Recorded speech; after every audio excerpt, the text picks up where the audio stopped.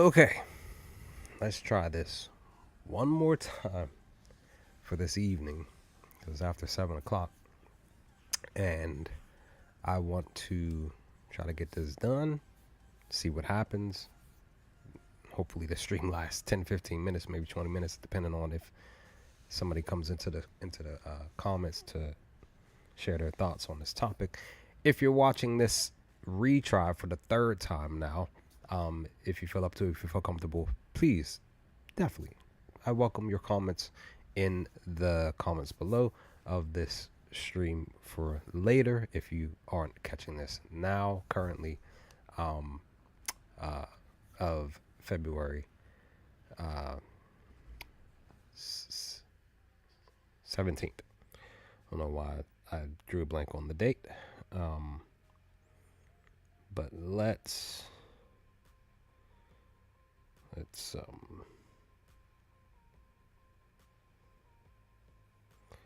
get ready to dive into this, shall we?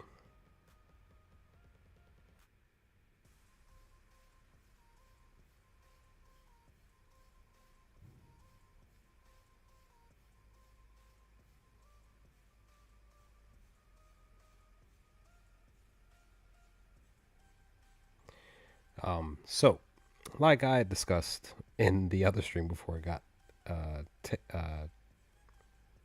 basically shut down, is that I was at work earlier today trying to speed run through this. Not an actual speed run like video game, which I love playing video games, but I was at work earlier today. I saw when I was scrolling on social media, I saw a post talking about how Stellan Skarsgård was um, named in the top 100 uh, for the, TV performances per the Luthen Rael character for over the last for the 21st century, and basically the last 25 years. He made the top 100 list. An interesting spot that he made. I haven't really looked at the whole entire 100 list. I looked at a little bit of the list, and then I looked at the bottom to see who was like the top five. Some of the shows that they have on this list are interesting, that I either started to watch, or haven't watched at all, of course, or probably even never even heard of too. There's that as well. But per this article that Variety put out, this was back on February 13th of last week, just the day before Valentine's Day, quote unquote Love Day. Um, but let me try to see if I can pull this up. If I can. Let's see. I think I can. Okay. There we are. All right. Let's see if this works. The stream will be kind to me today. This is the article that I was trying to show in the last stream, roughly half hour ago. I kind of said screw it. I was like, let me kind of clear my head. Let me go hop in the shower, type of thing. But this is what it says. Like I said in the stream before it got cut, there was this long portion of this article that I did not read. I looked at it and was just like seeing. I was like, okay, well, where's the actual list? Is way at the bottom.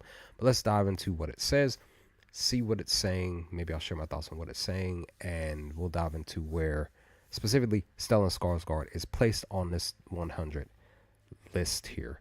And it reads: when one thinks of the defining TV performances of the past 25 years or excuse me, 25 or so years, what comes to mind?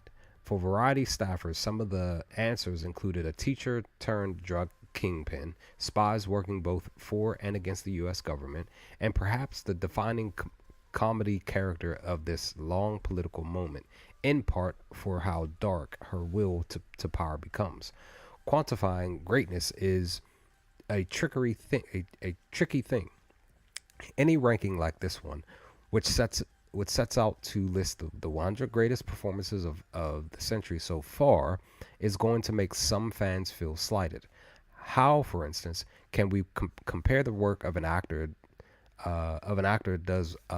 does on a drama uh, to that of the work of a comedy. Is it unfair to place shows long off the air and thus either burnished or faded by memory to shows that are still dropping new episodes? And who, in the end, should rank number one? Per these lists, I just want to pause real quick. Per these lists, it's at the end of the day. I'm gonna come back on camera. At the end of the day, when it's pertaining to entertainment, whether it's shows, movies, or whatever, we're always gonna get. Now, I'm an anime fan. I love anime, but there's constantly lists coming out, anime wise, and of course, regular TV wise, with the regular real time, real life human beings in them. There's always going to be a list from from Variety or Hollywood Reporter or whatever. There's always going to be a list that a plethora of people or a room full of people or a small room of people will gather together and say, these are the categories, these are the lists or whatever, this is what we're doing, and this is the final list for said topic. And at the end of the day, it's still subjective. Nobody's really right or wrong, to be honest, on our thoughts on, say, Luthen Raw being placed on this list, where he's placed. We could, I could literally think oh, he should be 10 spots higher. I could maybe even say, oh, well, he should be 10, 5 spots lower. Maybe even be like, hey, he should be in the top 10. So when it's pertaining to these lists, it's all subjective. End of the day, your opinion is the only opinion that matters when it's pertaining to making your own list or even participating in a list like this. And I do feel like when these rooms or these people are making these lists, there's definitely, it's not like they sit down for a couple of hours. I believe that this is like maybe 6-7 hours worth of work, maybe more, maybe a few days worth of work, a week or something worth of voting and really figuring out who is going to be placed on these type of lists for these specific topics. So I just personally believe that if I ever get into a room like this, if that were to ever happen, I will do my best to, share my thoughts, more than likely get into a civil conversation with some folks and be like, hey, I disagree on, whatever the case. So at the end of the day, wherever Luthen is, Stellan Skarsgård is placed per the character, that's where he's placed per this list.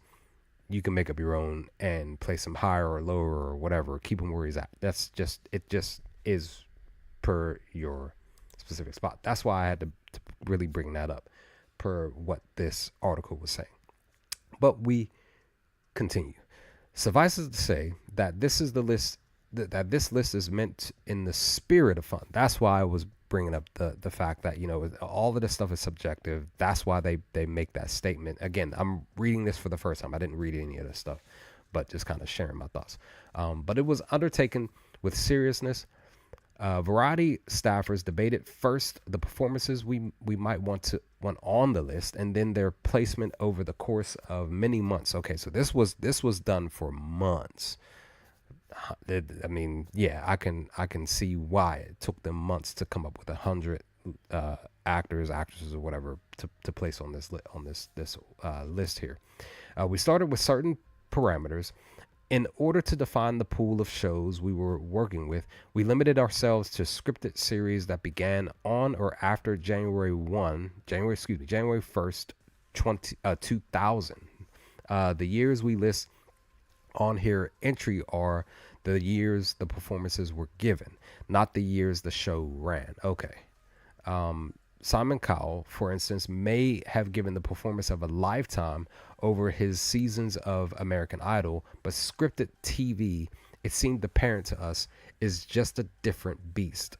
And Sarah Jessica Parker, James Gandolfini, and Sarah Michelle Gellar may have delivered era-defining work well into the 2000s on Sex and the City.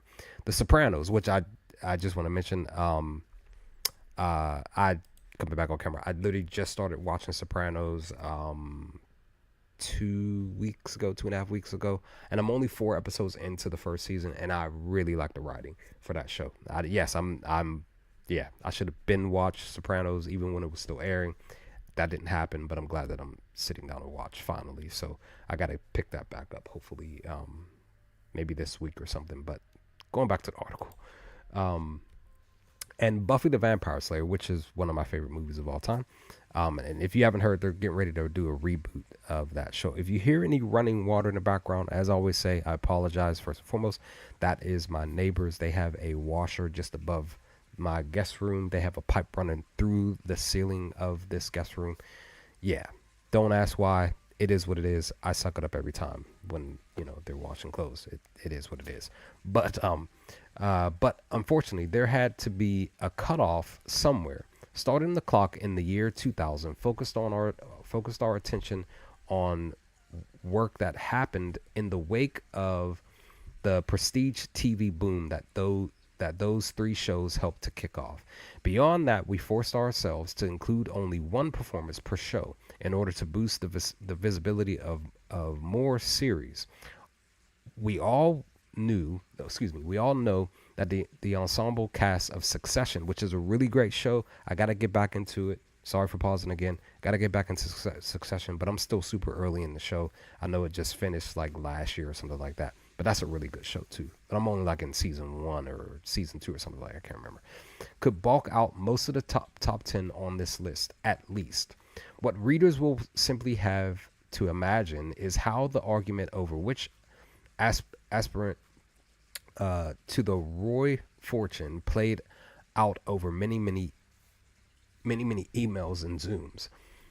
Part of the delight of a project like this is the opportunity to think expansively about what an actor's greatness can look like.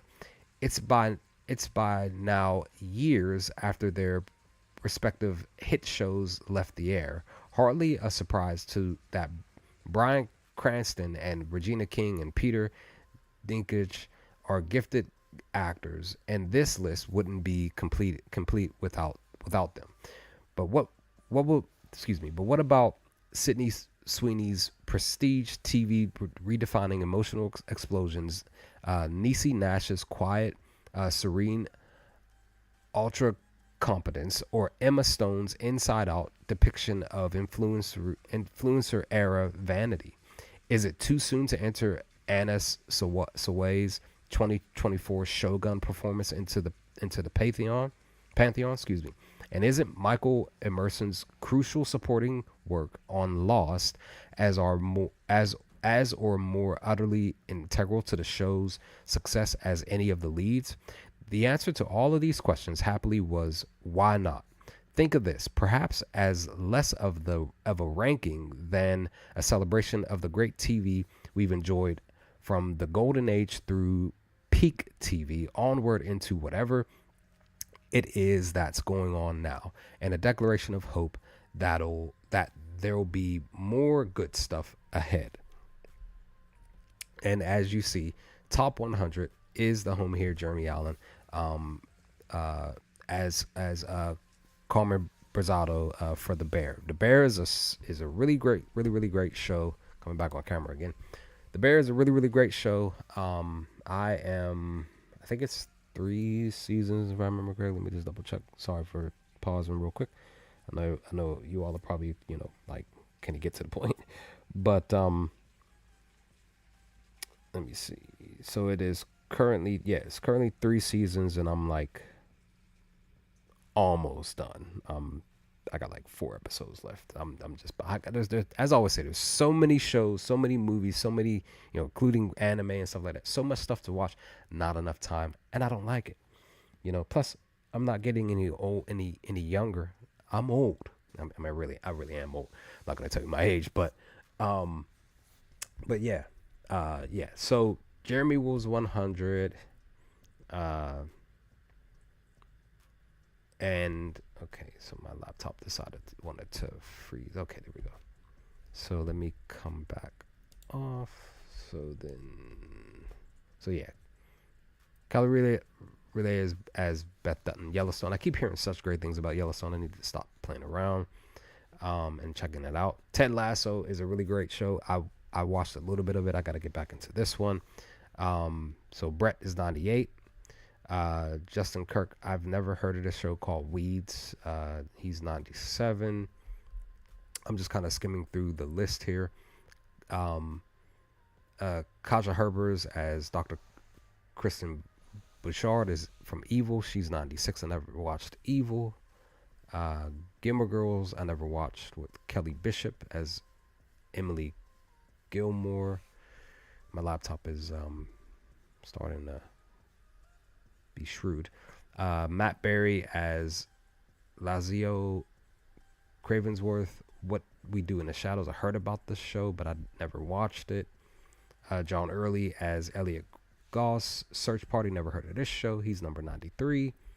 Number 92 is Kate Blanchett as Phyllis Schlafly. Mrs. America. Never heard of that one. 91. Himesh Patel as Jivan Chaudhry. Station 11. Never heard of that one.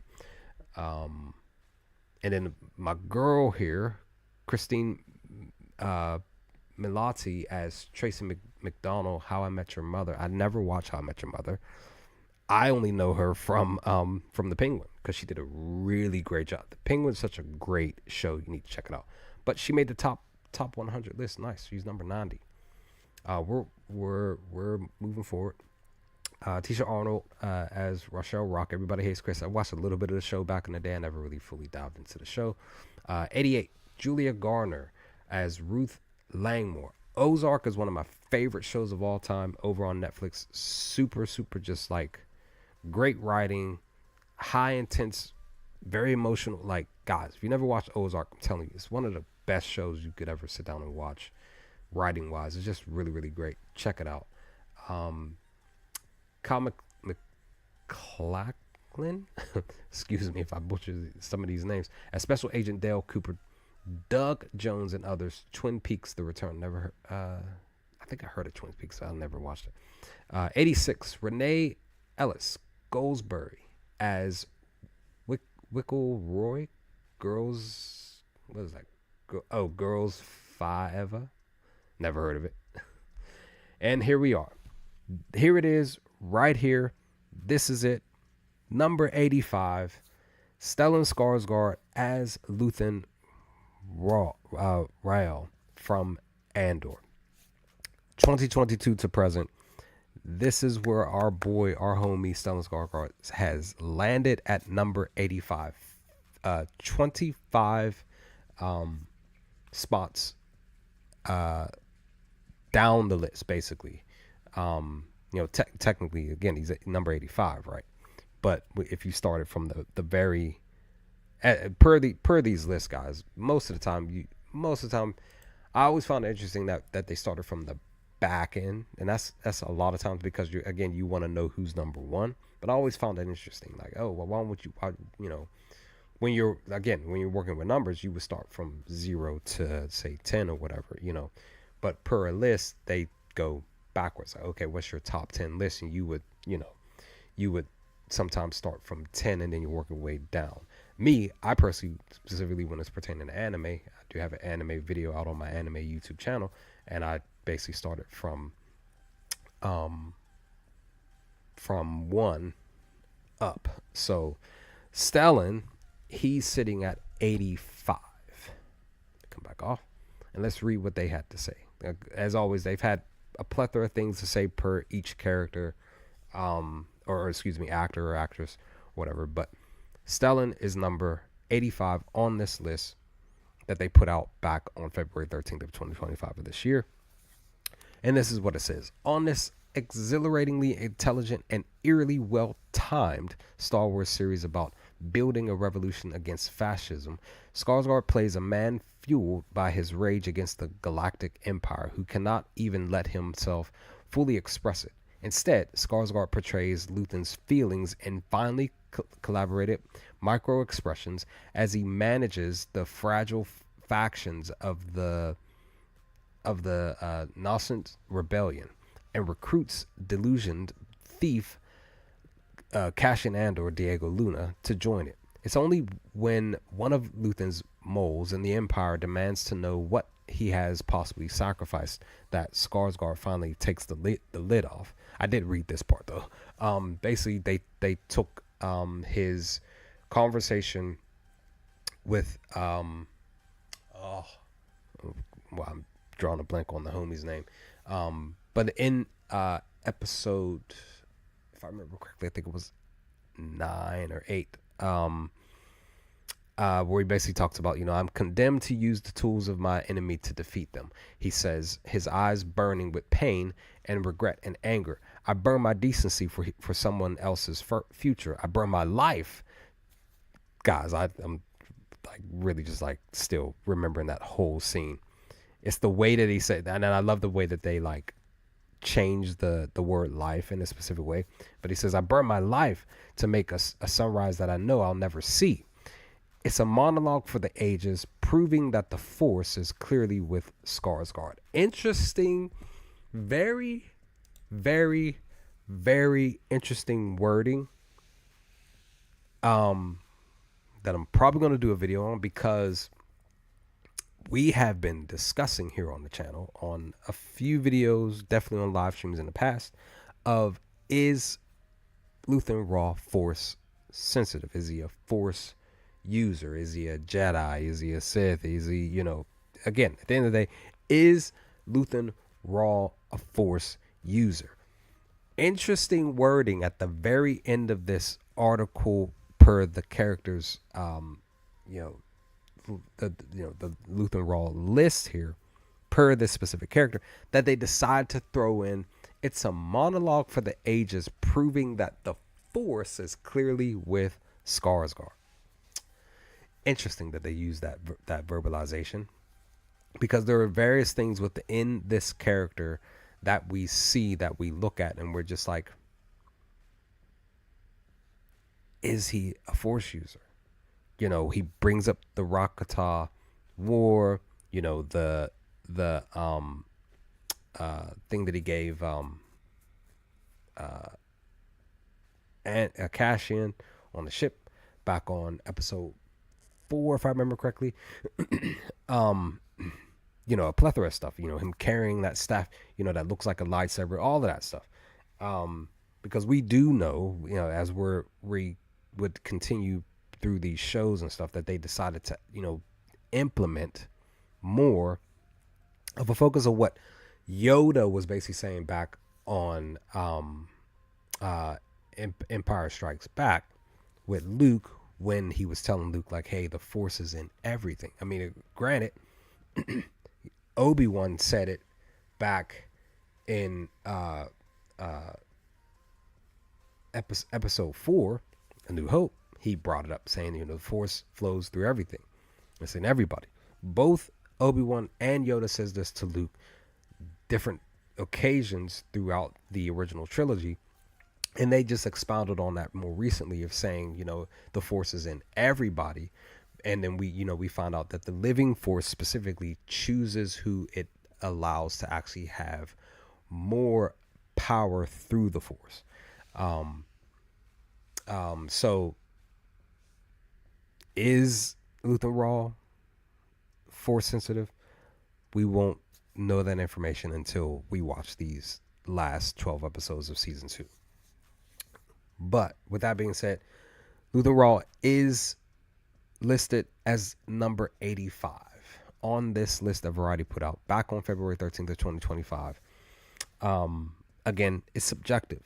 Again, like they talked about, they did this list for months.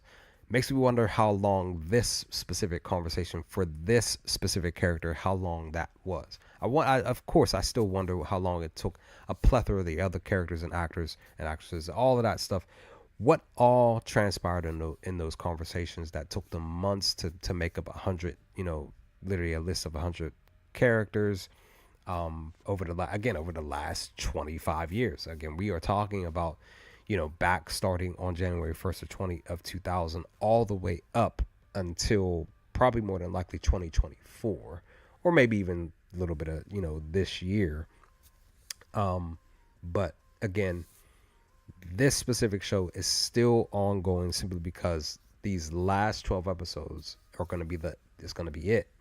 But as I've continued to say, this show is going to continue to stick and stay here on the channel, even after it has ended, because there's still plenty of stuff to talk about, to share my own thoughts, to discuss with y'all, to converse with y'all. Because as I always say, I literally get comments on a plethora of my Andor videos and a couple other videos, and I read them all. Some stuff is very interesting. I love your thoughts, everybody's thoughts on what you all think of specific scenes, the characters, and there's still stuff that we really have to talk about more so on live streams than on a regular video, that I've been meaning to do, and I know that I promised that I would do here on the channel. So again, that was a couple of years ago, but again, life happened, and life is going to continue to happen for me and for you. And my hope is that for the both of us, that we will just continue to do our best to stay strong, to stay humble, and to hope that the next day will be better than, say, today or the day before, because we at the end of the day, we know that we still have Star Wars that we love, that keeps us connected, that keeps us hopeful, because we've seen these characters have that twinkle in the eye of wondering, could there be a possibility of a galaxy where there's peace. And for us, this is still entertainment. Doesn't really have too much of a big impact on reality for any of us, but it still at least gives us hope to say, okay, these fictional characters were able to, say, maybe save the day or have a better day or a great day, or there's that hope that at the light at the end of the tunnel is that they grab hold of a piece that they can hold on to for the rest of their lives or whatever. Again, fictional lives, and then it will turn and motivate us in reality to say, okay, now it's my turn to go out here and hope that I too can do what, say, Luke did, or what Han, or what Leia, Luthen, Cassian, whatever the case may be, that the hope is that we all can indeed, in reality, have more peaceful days in the midst of everything going on around us, and on the outside of our homes and in the inside, and with us or our families. The hope is that, again, there is gonna be better days to come. And with Luthen's character, that's what Luthen wants to. He's literally the mastermind for the rebellion at the end of the day, and I'm looking forward to these 12 episodes. Very interesting that he hits this list at number 85. Gotta look through the rest. Again, you can look it up online just to look at the whole entire thing. I just read off the first 25 before we got to number 85, because I knew it wasn't going to take that long. But with Luthen, again, we still have some questions with this character. Is he force sensitive? Is he, is he going to make it? Of course, I've seen and discussed with some of you on the channel from a couple of years ago, like, maybe Luthen doesn't make it, probably more than likely doesn't. Probably might see him, get taken out in this second season. We don't know who's really gonna make it by episode 12, by the time that last episode, well, technically it's episode 24, by the time that episode finalizes for season 2. All of that stuff, all of those questions, all of that stuff, like I also mentioned too in the stream prior, before it got messed up or whatever it was that I was saying, was too, that we haven't really received, for the public, we haven't really received the full trailer for Andor season 2, and my hope is that that is coming within the next maybe 3 to 4 weeks, because we have literally 64 days, or maybe 65 and because I'm guessing that it's gonna debut April 22nd of this year at like 9 o'clock at night, like how it was 2 years ago. We just haven't seen a trailer for it, an actual full trailer outside of those who were at um, the past two celebrations. Because I still have the original uh, teaser trailer from Celebration of 2023 on my laptop, and I actually have the newest one that they dropped for this year celebration of 2024 from 2024 of last year. So now, hopefully, we will get that whatever trailer they decide to push out within the next few weeks or whatever. Hopefully, they'll give us something. If not this month, definitely next month, so that we can dive into and talk about live stream, do videos and stuff, talk about stuff, because there's still a plethora of stuff to talk about with season one. There's still a plethora of stuff in preparation, and hoping that season two, when it gets here, that it will literally cause people who put down season one, who those people who actually picked up season one back up, they picked it back up and actually loved it, liked it, because they watched past episode 3, because episode 4 is when really things start to really pick up as far as everything.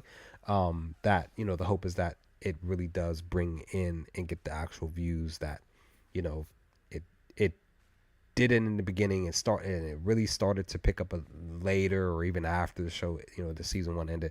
The hope is that it will bring those fans back, and newer fans for the second season. So that's the hope.